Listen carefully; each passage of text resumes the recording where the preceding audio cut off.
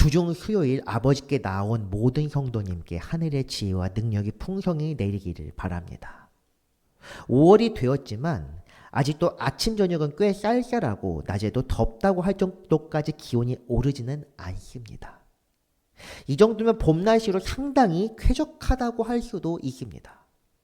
물론 출퇴근하는 분들은 두꺼운 외투를 챙겨야 할 정도로 꽤 쌀쌀하지만 그래도 많이 덥거나 춥지 않다는 것이 굉장히 좋습니다. 그렇지만 이런 날씨들, 기온차가 좀 큰 날씨, 이런 날씨들 어떤 사람들에게는 불편할 수 있습니다. 가령 저처럼 꽃가루나 먼지 알레르기가 있는 사람에게는 참 고역인 것이 바로 이 시기의 날씨입니다. 찬 기온에 알레르기 반응이 있는 분들도 이런 날씨 꽤나 힘들 것이라 생각합니다. 이처럼 우리가 일상에서 괜찮다, 나쁘지 않다 이렇게 받아들이는 것조차 어떤 사람들에게는 괴로운 것이 될 수도 있습니다. 그런 이유로 우리는 언제나 언행에 신중해야 하며 타인을 배려하며 주변인들을 돌아보는 자세가 필요합니다. 우리 또한 우리에게 주어진 일상, 이 평범한 일상이 언제까지 주어진다는 보장이 없음을 생각해야 하며 주어진 것을 누리면서 감사할 수 있는 것도 필요합니다. 어쨌든 지금 상황이 괴롭고 힘들다면 주님께 기도로 아뢰고 이 정도면 나쁘지 않다 생각된다면 감사하는 마음을 잊지 맙시다. 오늘도 주 안에서 날로 성숙해지며 주님의 뜻에 분별하고 죽기로 나아가는 성도가 다 되시기를 주님의 이름으로 부탁드립니다. 지난주까지 우리는 전도서 말씀 2장을 읽었습니다. 우리가 지난주에 읽었던 말씀이 앞서 제가 첫 부분에서 말씀드린 것과 깊은 관계가 있습니다. 사람이 수고하며 얻은 것들을 누릴 수 있다는 것, 우리가 그냥 일상적으로 살 수 있다는 것, 먹고 마실 수 있다는 것, 그 사람의 가장 큰 복이며 이것 또한 하나님께서 허락하지 않으면 누릴 수 없다는 것이 지난주 말씀입니다. 우리가 읽었던 내용들 공동번역과 세번역 말씀을 각각 다시 한번 보겠습니다. 수고한 보람으로 먹고 마시며 즐기는 일만큼 사람에게 좋은 일은 없다. 내가 보기에 물론 이것은 하나님께서 손수 내리시는 것이다. 세번역입니다. 사람에게는 먹는 것과 마시는 것, 자기가 하는 수고에서 스스로 보람을 느끼는 것, 이보다 더 좋은 것은 없다. 알고 보니 이것도 하나님이 주시는 것. 지난주에는 전도자의 마음을 따라갔기 때문에 이런 것들을 통하여 수고하며 애쓰는 것이 결국 헛되다는 이런 결론에 집중하긴 했습니다. 하지만 우리 일상에서 감사할 수 있는 것도 굉장히 많습니다. 우리가 지금 주어진 것을 누릴 수 있다는 것은 하나님의 은혜요 복입니다. 이런 일상을 살아가며 또한 하나님이 생각할 수 있다는 것도 큰 은혜요 복입니다. 더욱이 우리가 일상에 매몰되지 않고 하나님의 뜻과 그분의 때를 기다릴 수 있다면 그것보다 더 큰 복은 없습니다. 그렇기에 이 말씀을 통해 우리는 일상의 헛됨을 깨닫고 좌절하거나 낙심할 이유가 전혀 없습니다. 우리에게 오늘 베푸신 은혜를 생각하며 감사하고 이런 헛된 것들에 집착하지 않고 우리의 삶을 주관하신 하나님을 바라볼 수 있다면 그것이 참된 은혜입니다. 지난주에 이런 설명이 조금 부족한 듯하여 짚고 넘어가고자 합니다. 우리의 일상을 주관하시고 우리에게 선한 것들로 채우신 주님의 은혜를 생각하며 오늘 하루도 말씀으로 더욱 채우시기를 바랍니다. 이제 오늘부터는 전도서 3장을 읽겠습니다. 사실 오늘 말씀, 이 1절에서 8절까지의 말씀은 단 한 가지 주제, 바로 때에 관련된 말입니다. 때, 시간입니다. 우리가 전도서 2장에서 죽음을 다룰 때 보았던 것처럼 시간이라는 것은 우리의 생각대로 움직이지 않습니다. 오직 하나님의 뜻에 따라 결정되며 주님의 섭리에 따라 그 시작과 끝을 맞이하게 됩니다. 그 섭리에 관한 말씀 정리해 놓은 것, 주제의 문구 바로 1절입니다. 범사의 기한이 있고 천하만사가 다 때가 있나니. 이 말씀 전도서에 굉장히 중요한 말씀입니다. 우리가 어찌할 수 없는 것, 바로 하나님의 섭리가 시간임을 말하는 내용이기 때문입니다. 우리의 휴거가 헛된 이유가 무엇입니까? 시간을 어찌할 수 없기 때문입니다. 우리가 애쓰고 지혜를 얻고자 하는 이런 노력들도 다 헛된 것이 무엇입니까? 우리의 시간이 정해져 있기 때문입니다. 시간이야말로 하나님의 영역입니다. 우리가 가지고 있는 것들, 소중히 여기는 물건들에도 각각의 시간이 있습니다. 귀하다고 해서 영원히 존재할 수 있는 것은 아닙니다. 천한 것들도 각각의 시간이 있습니다. 이것을 깨닫지 못하고 이 어떤 것들에 집착하다 보면 결국엔 허무함밖에 남지 않습니다. 이 1절 말씀을 원문으로 보았을 때 직역하면 이렇습니다. 화면에 보이는 말씀과 조금 비교해봐도 좋을 것 같습니다. 모든 것에는 정한 때가 있다. 하늘 아래에 있는 모든 사건에도 각각의 시간이 있다. 하늘 아래 있는 것을 천하만사라 번역한 것은 시적으로 굉장히 잘 번역된 것 같습니다. 어쨌든 이 말씀 속에서 우리는 각각의 사물이나 생명에 주어진 시간의 시작과 끝을 보고 하나님의 섭리를 깨달을 수 있어야 합니다. 세상의 사물 중에는 인간의 지혜로 만들어진 것들도 굉장히 많습니다. 하지만 그것들 각자에도 끝은 있습니다. 기계에도 수명이 있고 인공지능 같은 프로그램도 그렇습니다. 끊임없이 수리하고 갱신하며 새롭게 한다고 해서 무한할 수는 없습니다. 오늘 우리가 사는 세상은 기술과 과학을 무한한 삶을 살아갈 원동력인 것처럼 찬양하며 기대하지만 결국 바꿀 수 있는 것은 아무것도 없습니다. 우리의 마지막이 언젠가 올지 알 수 없는 죽음인 것처럼 말입니다. 그렇다면 이 시간이라는 것은 무엇입니까? 우리에게 하나님의 섭리를 깨닫게 하는 그 때가 무엇입니까? 전도자가 2장 전체를 살핀 것처럼 생명이나 사물의 끝이야말로 하나님의 섭리를 깨닫게 하는 것입니다. 본문 2절 말씀입니다. 날 때가 있고 죽을 때가 있으며 심을 때가 있고 심은 것을 뽑을 때가 있으며 사람이나 짐승이나 태어나는 것은 스스로 정할 수 있는 것이 아닙니다.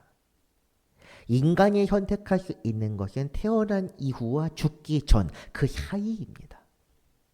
그래도 인간 정도면 선택할 수 있는 것이 굉장히 많습니다. 식물이나 동물과 같은 생명체들, 인간 이외의 생명체들은 각자 역할과 목적에 따라 수명이 정해져 있습니다. 가령 먹기 위해 인간이 키우는 것들에는 그 수명이 인간에 의해 정해집니다. 심을 때, 뽑을 때 이런 것들 그렇고 다음 절 보면 죽일 때가 있고 치료할 때가 있으며 헐 때가 있고 세울 때가 있다. 이런 것들. 심는 것에 뽑는 것이나 죽이는 것 인간의 역할입니다.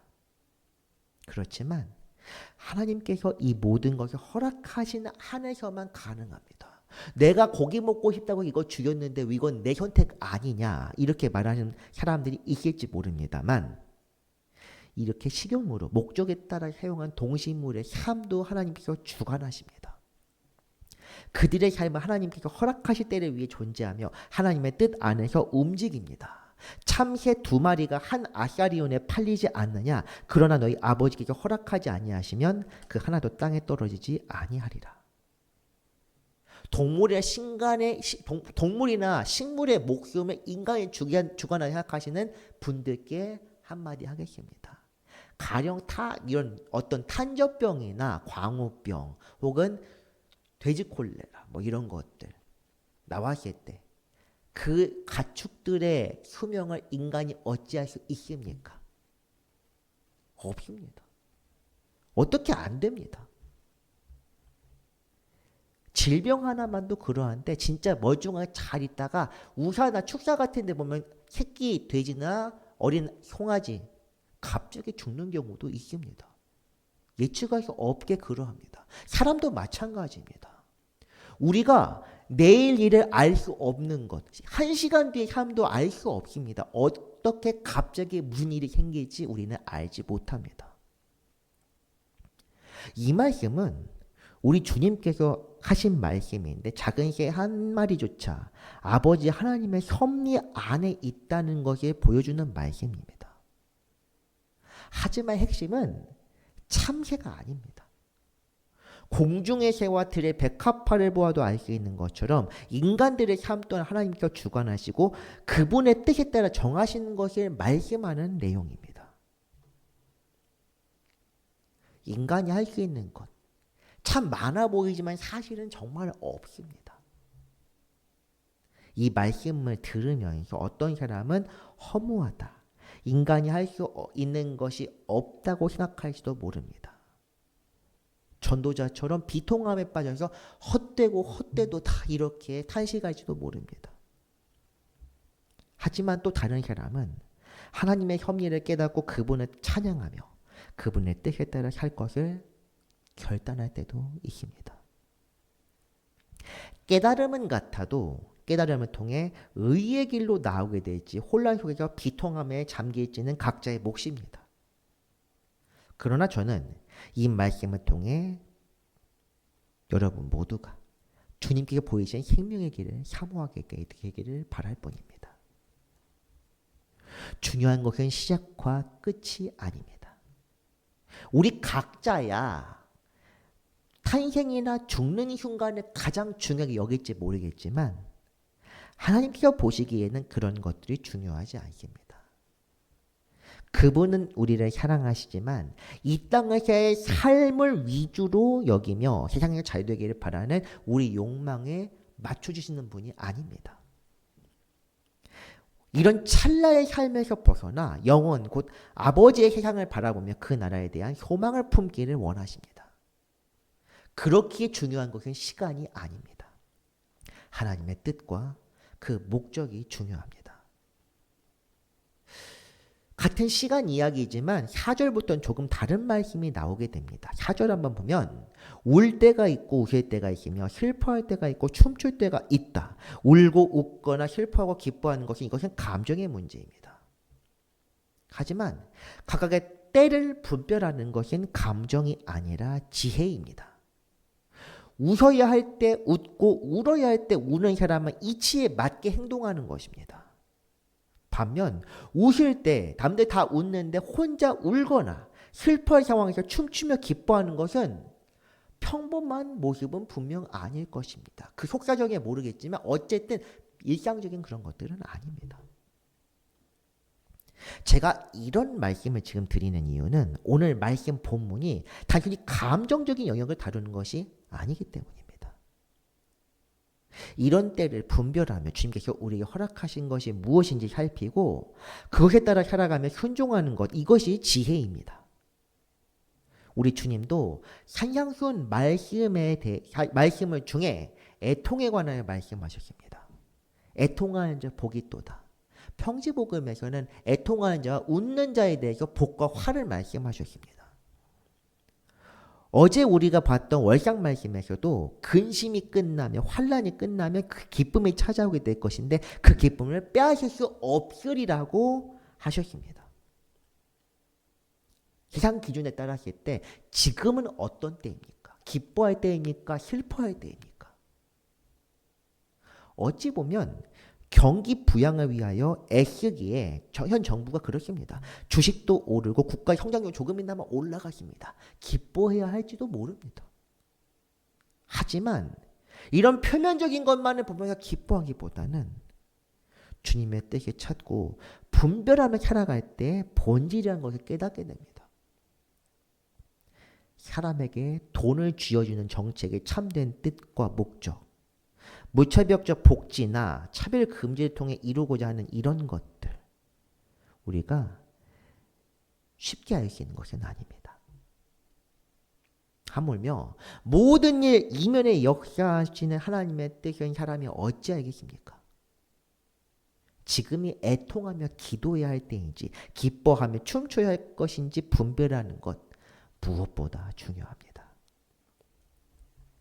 제가 최근 주일 예배 때도 그렇고 이렇게 휴요 예배나 월삭 때도 그렇고 사회적인 문제, 정책적인 것들을 은연중에 비치는 것은 그만큼 상황이 급박하고 또 대립이 첨예하기 때문이 아닐까 생각합니다. 여기서 밝히는 것이라면 제 정치적인 성향은 무정부주의에 가깝고 정치인들 중에서 좋아하는 사람도 단 한 명도 없습니다. 그러나 이 분단 국가에서 북한에 대해 말을 제대로 하지 않거나 현재 유럽이나 미국 상황을 보고도 차별금지를 옹호하는 견해를 보면 지혜가 부족하지 않을까 그 생각은 하게 됩니다. 우리 교회에서 기도하는 가장 1번 현교 기도 제목은 북한 지하교회입니다. 두 번째는 탈북자입니다. 세 번째가 한국교회입니다. 물론 현교지가 그 외에도 많지만 그것들 사실은 부차적인 것들입니다. 핵심은 이것입니다. 우리 민족 통일, 근본적인 그 이유를 하는 목적은 하나님의 뜻이 오늘 성취되기를 바라기 때문입니다. 우리가 잘 살고 평화를 이루기 위해서 통일을 바라는 것이 아니라 하나님의 뜻이 이루고 특히 억눌린 자에게 자유함을 주시는 하나님의 사랑과 은혜와 섭리를 믿기 때문입니다. 차라리 모르면 괜찮습니다. 난 잘 모르기 때문에. 하지만 모르는 것도 죄긴 합니다. 하지만 그래도 난 모르는 사람이라는 걸 알면 괜찮습니다. 문제는 알지 못하면서 알고 있다고 하는 게 더 큰 문제입니다. 주님은 모르고 방황하는 이들을 불쌍히 여기셨지만 알고 있다고 말하는 사람들은 경멸하셨습니다. 저도 이 자리에 서서 말하고 있지만 여기 있는 말씀 중에 제 생각의 은연 중에 너무 많이 비춰서 하나님 말씀에 가리지는 않을지 무지함을 드러내지는 않을지 저 자신도 모르기 때문에 두렵습니다. 오늘 말씀 핵심은 하나님의 때가 있다는 것입니다. 하나님께서 오늘 이 시대를 보면서 비통하게 여기실지 즐거워하며 보시기에 좋다고 하실지를 생각해야 합니다. 주님의 눈으로 바라보고 주님의 마음으로 느낄 수 있다면 사실 이런 설교 들을 필요도 없습니다. 그러나 우리는 무지하고 욕심만 그득그득한 존재들이기 때문에 성령의 도우심을 구하며 인내하고 절제해야 합니다. 분별하는 것의 기본 조건은 인내와 절제입니다. 생각대로 감정대로 할 것 다 하면 분별하지 못합니다. 언제나 웃고 싶다고 하더라도 이 시대가 울기를 요구한다면 울어야 합니다. 울고 웃을 때가 있음을 깨닫고 그것이 분별하며 기도할 때 하나님의 그 때와 뜻을 깨달을 수 있습니다. 그것이 바로 우리 주님께서 주신 은혜입니다. 우리에게 주어진 것, 하나님께서 우리에게 허락하신 것에도 각각의 때가 있습니다. 본문 5절과 6절입니다. 돌을 던져버릴 때가 있고 돌을 거둘 때가 있으며 안을 때가 있고 안는 일을 멀리할 때가 있으며 찾을 때가 있고 잃을 때가 있으며 지킬 때가 있고 버릴 때가 있으며 돌을 던진다는 것. 원문에서는 돌을 내던질 때와 돌을 모을 때가 있다고 말하는데 특정한 목적을 위하여 연장이나 도구를 쓰는 것을 뜻하는 말입니다. 목적을 이루기 위해 무엇인가 열심히 노력해서 해야 될 때가 있고 포기해야 될 때도 있습니다. 소유와 집착에서 벗어나야 한다는 것, 불교만의 가르침은 아닙니다. 오히려 성경에서는 우리 주님의 말씀 속에서는 세상의 소유나 가치관에서 벗어나 영원한 나라를 추구할 것을 강조합니다. 살아가면서 열심히 일하거나 노력하고 수고하며 배우는 것, 우리 삶에서 중요합니다. 열심히 살아야 합니다. 그러나 무엇을 위하여 이런 것들을 하느냐 깨닫는 것이 더 중요합니다. 공부하고 노력하며 수고하는 것이 나 자신의 삶, 세상에서의 삶만을 위한 것이라면 이것은 헛된 것입니다. 우리가 이미 1장과 2장에서 본 것처럼 이런 것들은 반드시 허무한 대로 빠질 수밖에 없습니다. 그러나 우리가 모든 것이 그 때가 있음을 깨닫고 분별할 수 있다면 집착할 필요가 없음을 깨닫게 됩니다. 그렇게 될 때 우리의 삶을 다른 각도에서 볼 수 있게 되고 그 속에서 하나님의 섭리를 깨닫게 될 것입니다. 이것이 바로 전도서를 기록한 목적입니다. 이런 시간에 대해서 이어지는 말씀에 조금 더 강렬하게 묘사됩니다. 7절 보면 찢을 때가 있고 꿰맬 때가 있으며 잠잠할 때가 있고 말할 때가 있다 그렇게 되어 있습니다. 찢는다는 것은 버리는 것을 뜻하는 것이 아닙니다. 슬플 때나 비통함을 알릴 때 옷을 찢는 히브리 문화를 반영한 말씀입니다. 반대로 꿰맨다는 것은 장례식이 끝난 이후에 옷을 꿰매는 것에 나타낸 말로 슬플 때가 있다면 그 슬픔이 언젠가 끝나게 된다는 것을 상징적으로 드러내는 말씀입니다. 또한 잠잠할 때와 말할 때 이것은 선지자 에스겔의 이야기가 좋은 예시가 됩니다. 내가 내 혀를 내 입천장에 붙게 하여 내가 말 못하는 자가 되어 그들을 꾸짖는 자가 되지 못하게 하리니 그들은 패역한 족속임이니라. 그러나 내가 너와 말할 때 내 입을 열리니 너는 그들에게 이르기를 주 여호와의 말씀이 이러하시다 하라. 들을 자는 들을 것이 듣기 싫은 자는 듣지 아니하리니 그들은 반역하는 족속임이니라. 멸망을 앞둔 유다인들에게 말씀을 전할 때 주님께서는 선지자의 입을 통하여 그 혀를 통하여 그분의 뜻을 드러내셨습니다.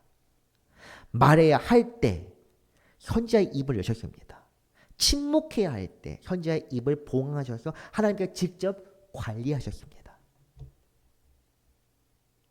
언제 이 선지자의 입이 완전히 열리는지 아십니까? 유다가 멸망했을 때입니다. 이처럼 우리도 기분대로 다 말하며 다 행동해야 할 것은 아닙니다. 특히 요즘 극단적인 정치적인 이해관계나 문화가 얽혀 있을 때는 더욱 그렇습니다. 사람들은 말하면 내가 옳다. 내가 바로 하나님의 뜻대로 살고 있다. 내 생각대로 다 말하면서 서로 간의 악마로 규정하며 살고 있습니다. 하지만 우리가 지금 하나님의 뜻대로 살고 있는지는 장담할 수 없습니다. 좋은 목적을 위해서 하고 있다. 하나님의 방법은 우리가 생각하는 것이 아니며 그분의 목적 또한 우리가 여기는 목적과 다를 수 있습니다. 좋은 것들, 옳다고 생각하는 것들 무조건 해야 한다. 아닙니다. 하나님의 뜻과 때에 따라 이루어져야 합니다. 하나님께서 에스겔의 입을 봉하신 것처럼 그렇습니다. 멸망하기 전에 최대한 많이 회개하고 나라를 어떻게든 다시 일으켜야 한다. 여러분의 생각입니다. 하나님께서는 이미 유다의 멸망을 예견하셨고 그대로 이루기를 결심하셨습니다. 예레미야 에스겔처럼 선지자가 때로는 바벨론의 편을 드는 것도 하나님의 뜻일 수 있다는 것입니다. 이어지는 8절도 한번 보겠습니다. 사랑할 때가 있고 미워할 때가 있으며 전쟁할 때가 있고 평화할 때가 있느니라. 사랑할 때가 있다. 이게 무슨 뜻입니까? 언제나 사랑하라. 이렇게 말씀하지 않으셨습니까? 아닙니다. 기뻐하라, 기도하라, 감사하라 했지 언제나 사랑하라 한 적은 없습니다. 성경에서는. 미워할 때라는 것이 그럼 무엇입니까? 사람에 대한 혐오감과 증오를 드러내라는 것이 아니라 하나님 아버지께서 허락하신 때가 있음을 가리키는 말입니다. 이어진 전쟁과 평화에 대한 이야기가 바로 그렇습니다. 하나님께서는 지금 이 현상을 그냥 참아 보실 때도 있고 빛과 어둠을 갈라서 그것이 분명히 드러내라고 하실 때도 있습니다. 우리가 사는 세상은 이것저것 다 뒤섞여 본질을 찾을 수 없지만 하나님께서 이러한 혼잡함을 허용하시는 그 목적이 분명히 있습니다. 그것이 분별할 수 있다면 오늘 우리가 살아가는 이 세상의 문제도 다르게 보일 것입니다. 전쟁만큼 막아야 한다. 어떤 사람들이 이렇게 말합니다. 이완용도 그렇게 말했습니다. 전쟁보다 나쁜 평화가 낫다. 그렇게 말했습니다. 실제로 그랬습니다. 어떤 사람이든 다 포용하고 사랑해야 한다. 그런 정책을 폈던 나라들의 현재 모습 참 보기 좋습니다. 하나님께서 어떻게 판단하실 문제일지 생각해야 합니다. 결국에는 이런 것들, 눈에 보이기에 당장 좋아 보이는 것들이 복음을 희석시키거나 왜곡하는 것이 될 수 있다는 것입니다. 오늘 말씀에서 우리가 볼 수 있는 것은 시간과 함께 그에 따른 목적이 분명히 있다는 것입니다. 전도서는 허무함을 노래하는 것 같지만 오히려 한 목적성, 곧 모든 것에는 목적이 있으며 그 목적에 따라 존재하고 있음을 알리는 말씀입니다. 한 목적성에 관한 정의야말로 하나님의 섭리를 단적으로 표현하는 것입니다. 그러면 어떤 분들은 이렇게 반문하실지도 모릅니다. 너무 과도한 해석 아닙니까? 그러면 우리가 판단할 것이 있기는 합니까? 그럴지도 모르겠습니다. 제가 과한 해석을 할 수도 있고 하나님께서 인간에게 지혜와 판단을 허락하셔서 스스로 생각하고 수고하는 것, 이것도 맞는 말입니다. 그렇지만 우리가 더 생각해야 할 것은 우리가 지금 생각하고 판단하는 것이 과연 옳은지에 대한 반성입니다. 성경을 읽고 기도한다고 해서 자기 생각이 옳다면 이 세상에서는 옳은 사람들끼리 분쟁하고 있는 것입니다. 하나님의 이름을 부르고 그분을 믿는다는 사람들끼리 정치적으로, 사회적으로, 문화적 가치 차이로 서로 분쟁하고 서로 적대시하는 것이 우리의 세상이에요. 지금 한국교회의 모습입니다. 주님이 요구하는 모습은 분명 이런 것은 아닐 것입니다. 하나님을 경외한다면 그분의 뜻을 찾고 구하며 인내로 기다리는 것이 먼저입니다. 무엇보다 세상의 가치에 같이 영합하지 않고 하나님의 뜻을 찾으며 때로는 내가 가지고 있는 것들도 과감하게 포기할 줄도 알아야 합니다. 아무리 기도 많이 하고 말씀 많이 읽는다고 해도 지금 내게 말씀하신 주님의 음성을 듣지 못하고 분별하지 못하면 똑같은 사람입니다. 죄인입니다. 하나님의 뜻을 찾으며 그분의 말씀을 갈망하는 사람이 그나마 가장 옳은 사람입니다. 우리 성도들은 그런 사람이 되기를 힘써야 합니다. 주님을 날마다 바라며 그리워하고 갈망하는, 주님께서 나와 함께 하시길, 지금 내 옆에 계신지 안 계신지를 날마다 살피며 주님 어디 계십니까? 물을 수 있는 그런 사람. 이런 사람들을 위하여 전도서는 오늘 말씀을 통해 세상의 때와 목적이 있음을 알리고 있는 것입니다. 그래서 헛된 것에 위하여 마음을 쓰지 말라는 것을 권하는 것입니다. 주님의 때와 시간을 찾을 수 있다면 그것이 복된 삶입니다. 주님의 말씀을 읽고 그분의 뜻을 깨달아 분별할 수 있다면 그런 사람이 가장 큰 은혜를 받은 사람입니다. 전도자도 이런 것들을 깨닫게 되면서 하나님의 시간, 곧 영혼에 대하여 생각하게 됩니다. 이것은 다음 시간에 알아보도록 하겠습니다. 말씀을 정리합니다. 세상 모든 것에는 때와 하나님의 뜻에 합당한 목적이 있습니다. 이것은 오직 하나님만이 아시며 하나님의 뜻을 이루기 위해 그 시작과 끝이 정해져 있습니다. 이런 시간과 목적을 깨닫고 세상의 것들에 집착하지 않고 하나님의 뜻을 구하는 것이 성도의 바른 삶입니다. 오늘 우리 삶에서 역사하신 주님의 뜻을 구하며 그분의 음성을 듣고 주 안에서 기쁨과 감사로 살아가는 모든 분들 되시기를 바랍니다. 기도하겠습니다. 영화로우신 하나님 아버지, 우리를 향한 은혜와 섭리가 얼마나 크고 놀라운지 다 표현할 수 없습니다. 그저 우리를 향하여 선한 뜻을 드러내시고 우리를 그 길로 이끄심에 감사할 뿐입니다. 이 시간에도 말씀을 통해 주님의 거룩함을 깨닫게 하심에 감사하며 세상을 향한, 우리를 향한 주님의 뜻을 구합니다. 주님의 뜻을 주님의 때에 온전히 이루시되 우리에게 이를 분별할 지혜와 능력을 주옵소서. 언제나 함께 하시기를 바라며 우리 주 예수 그리스도의 이름으로 기도합니다. 아멘.